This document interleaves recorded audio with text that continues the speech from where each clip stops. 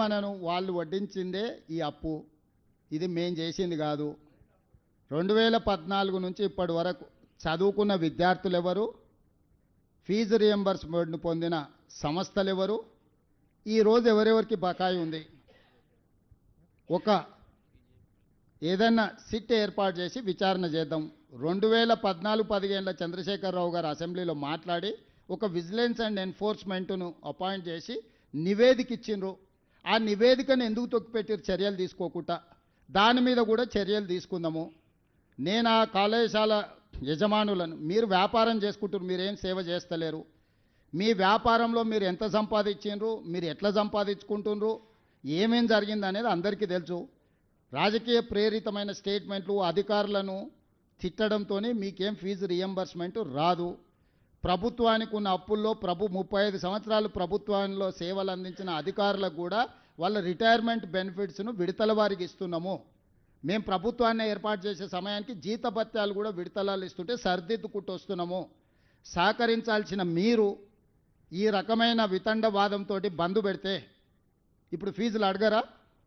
ఇప్పుడు బంద్ పెడితే పిల్లలకు విద్య దూరం అవుతుంది. 3 నెలలకు 6 నెలలకు మేము ఫీజులు ఇస్తే ఈ బంద్ పెట్టినందుకు ఎవరిని శిక్షించాలి? పిల్లల జీవితాలతోని చెలగాటాలు ఆడొద్దని నేను యజమానులకు చెప్తున్నా. విడతల వారీగా మీకు ఫీజులు చెల్లించే బాధ్యత మేము తీసుకుంటాము. మొట్టమొదట మేము అధికారంలోకి వచ్చిన తర్వాత ఏం బకాయిలు ఉన్నా అవి ఇస్తాం. కేసీఆర్ పెట్టిపోయిన బకాయిలు ఏమన్నా ఆడబోయి అడుగురి.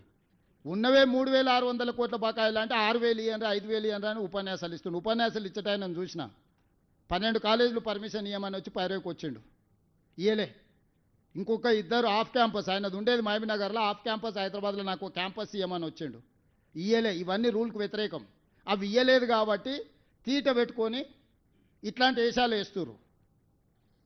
పిల్లల్ని వెనక్కి తిప్పితే ఏమవుతుందో నాకు తెలుసు, వెనక్కి ఎట్లా తిప్పొచ్చు. నేనేందంటే ప్రభుత్వాన్ని నడుపుతున్నా కాబట్టి ఆ ప్రయత్నం చేస్తలేను.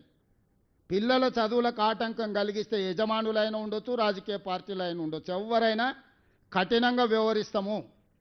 మీ డబ్బుల కోసం పిల్లల జీవితాలతోని చెలగాటం ఆడకండి. ఈరోజు మీరు బంద్ పెడితే అకాడమిక్ ఇయర్ లాస్ అయిపోతే ఆ పిల్లలకు చదువు తిరిగి రాదు. ఇవాళ మీ ఫీజు రియంబర్స్మెంట్ తిరిగి వస్తుంది. పిల్లలకు మీరు చేసే అన్యాయం తిరిగి వస్తుందా? చెప్పండి. మీరు కూడా మీ పిల్లలు పోతున్నారు, మా పిల్లలు మీ పిల్లలు అందరూ చదువుకుంటారు. ఇవాళ పిల్లలకు చదువు చెప్పకుండా కళాశాలలు బంద్ పెడితే 3 నెలల తర్వాత ప్రభుత్వం నిధులు ఇచ్చింది అనుకో. ఇప్పుడు ఈ విద్య దూరమైన పిల్లలు ఏం కావాలి? ఏం కావాలి చెప్పండి? ఫేస్ రికగ్నేషన్ పెట్టిన పిల్లలకు టీచర్లకు తప్ప, ల్యాబ్లు ఉన్నాయా లేవా పరిశీలించమని చెప్పిన తప్ప, టీచర్లు ఉన్నరా లేరా చదువు చెప్పేటోళ్ళు ఉన్నారా లేరా చూడండి అని చెప్పిన తప్ప, భవనాలు ఉన్నాయా లేవా చూడండి అని చెప్పిన తప్ప, పరిశీలించడానికి వెళ్తున్నాం మేము. ఎవరి మీద కేసులు కట్టలేదే, పరిశీలనకే రాని మేము తాళాలు వేసుకొని పోతామంటే ఏ రకమైన వ్యవహార శైలితో ఉన్నారు మీరు చెప్పండి? మీరే పిల్లల తల్లిదండ్రులు, మీ పిల్లల కోసమే కదా. ఈరోజు నాణ్యమైన విద్య అందించడానికి ఫీజు రియంబర్స్మెంట్ ఇస్తున్నాం. మీరు విద్యనే అందించం బంద్ పెడతామని అంటే ఇంకా మీతో చర్చించడానికి ఏముంది? విడతల వారీగా నిధులు విడుదల చేస్తాం. నిధులకి ఇబ్బంది లేదు. ఉన్న పరిస్థితుల్లో అన్నిటినీ సమన్వయం చేసుకుంటాం. వెల్ఫేర్ హాస్టల్స్ ఉన్నాయి, ఎడ్యుకేషన్ ఇన్స్టిట్యూట్స్ ఉన్నాయి. ఈరోజు అందరినీ సమన్వయం చేసుకోవాలి. ఒక్క కాలేజీ యజమానులే కాదు, ప్రభుత్వ ఉద్యోగులు ఉన్నారు, రిటైర్డ్ అయిన ఉద్యోగులు ఉన్నారు, పెన్షనర్స్ ఉన్నారు, అగ్రికల్చర్ ఫార్మర్స్ ఉన్నారు, ఉమెన్ ఉన్నారు, మీడియా మిత్రులు ఉన్నారు. ఢిల్లీకి పోతే మీ వాళ్ళు మాకు సార్ రాజీవ్ ఆరోగ్యశ్రీ ఢిల్లీలో ఇంప్లిమెంట్ అవుతలేదు, మీరు ఏదో ఒకటి చేయాలని అడిగినారు. ఏదో ప్రయత్నం చేస్తున్నాము. ఏదో ఈ సమస్యలు కొత్తగా రేవంత్ రెడ్డి వచ్చినాకనే పుట్టుకొచ్చినాయి.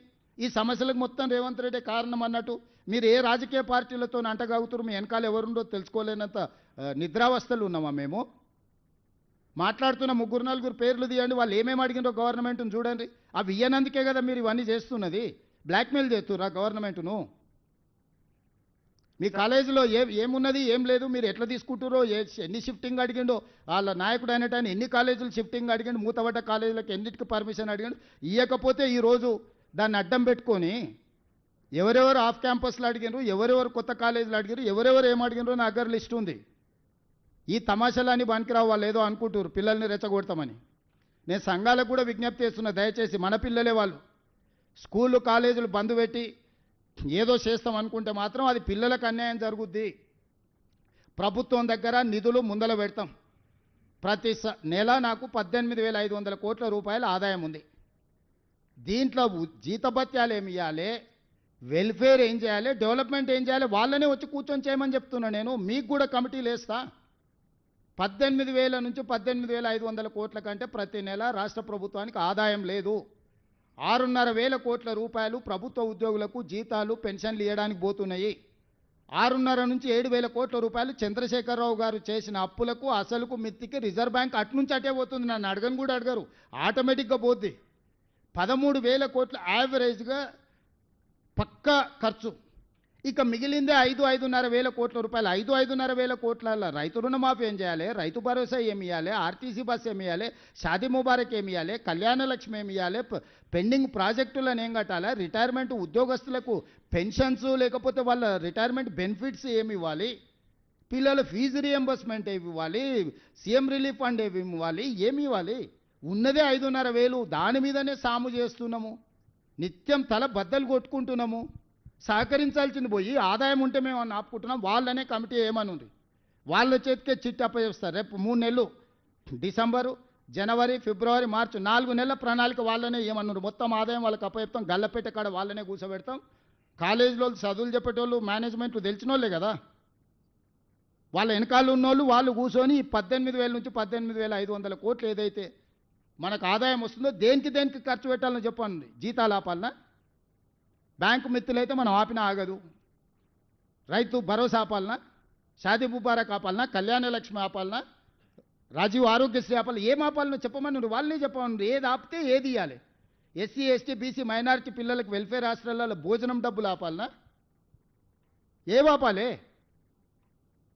మీరు ఎన్ని డొనేషన్లు తీసుకుంటున్నారు? మీ పిల్లలు చదువుకుంటున్నారు ఇంజనీరింగ్ కాలేజీలలో, మెడికల్ కాలేజీలు, ఎంత డొనేషన్ తీసుకుంటారు మీకు తెలియదా? మీ ఉన్నోళ్ళు సాక్షి కాదా? ఎట్లా వసూలు చేస్తారో వచ్చే సంవత్సరం డొనేషన్లు అది కూడా చూస్తా. ఏసాలు వేసిరంటే కుదరదు.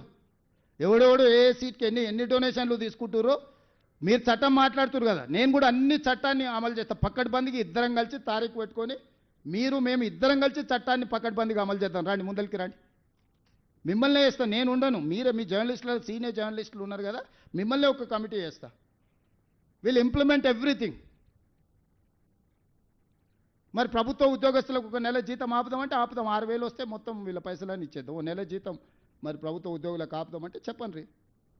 అరే అర్థం ఉండాలి. బెదిరించడానికి, బ్లాక్మెయిల్ చేయడానికి నోరుంది కదా అని ఏది పడితే అది మాట్లాడితే అధికారులను తిడితే అధికారులు ఏం చేస్తారు? అంటే మీరు అడ్డగోలుగా చేస్తే ఏది పడితే సంతకం పెడితే ఒకడొకడు ఎట్లా ఫీజులు పెంచుకొని వచ్చిండ్రు. వాళ్ళ లెక్కలు చూస్తే అసలు కళ్ళు తిరిగిపోయినాయి నాకే. విద్య వ్యాపారం కాదు, విద్య సేవ. విద్యను వ్యాపారంగా చూసి వ్యాపారం తెలివితేటలు మెలుకోవాలని ఇంట్లో పెట్టి గెలుకుతామని అంటే అదేం కుదరదు. కొన్ని రోజులు ఇబ్బంది అయితే ఇబ్బందిని ఎదుర్కొంటాము. నేను కూడా ప్రజలందరికీ విజ్ఞప్తి చేస్తా, ఏం జరుగుతుందో. ప్రభుత్వ ఉద్యోగులు కూడా ఆలోచన చేయండి. మీరే మీ దగ్గరనే ఉంది కదా ఫైనాన్స్, నా ఇంట్లో ఏముండదు కదా, నగదు లెక్కలన్నీ అక్కడనే ఉన్నాయి. అర్థం లేకుండా మాట్లాడి ఏది పడితే అది మాట్లాడి ఎట్లా పడితే అట్లా మాట్లాడి మీ వెనకాల రాజకీయ పార్టీలు ఉన్నాయని చెప్పి మీరు ఏది పడితే అది మాట్లాడతారా? మీరు అడిగినవన్నీ అనుమతులు ఇవ్వాలనా? అరోరా రమేష్ ఎన్ని కాలేజీలకు అడిగిండు? ఎన్నిటికి అడిగిండు? అన్ని అనుమతులు ఇస్తే ఉంటుందా ప్రభుత్వము? ఆ జయప్రకాష్ ఆయన మహబూబ్నగర్, ఆయన కాలేజ్ మహబూబ్నగర్లో ఉంటా, హైదరాబాద్లో క్యాంపస్ పెట్టుకుంటాడంట, అనుమతి ఇవ్వాలంట ఆయనకు.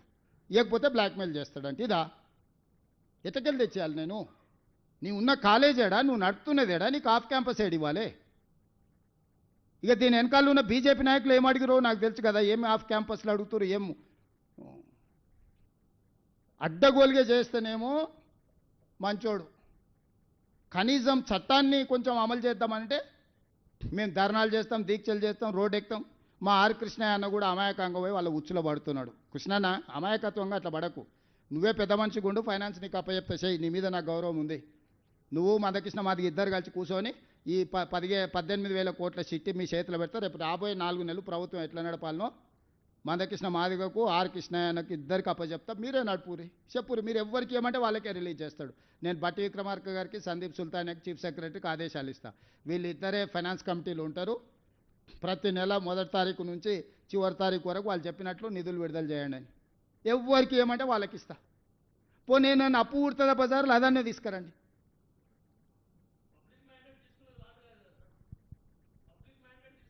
అవునా 3 లక్షల కోట్ల అప్పు ఉందంటే మ్యాండేట్ తీసుకొని చెప్పినాం. 8 లక్షల కోట్లు అయింది. సూరజ్ నువ్వు కూడా అందులో భాగస్వామివి. ఇక నువ్వు కూడా ఇట్లా ప్రశ్నిస్తే ఎట్లా? ఎవరన్నా ప్రశ్నిస్తే అర్థం ఉంది కానీ సార్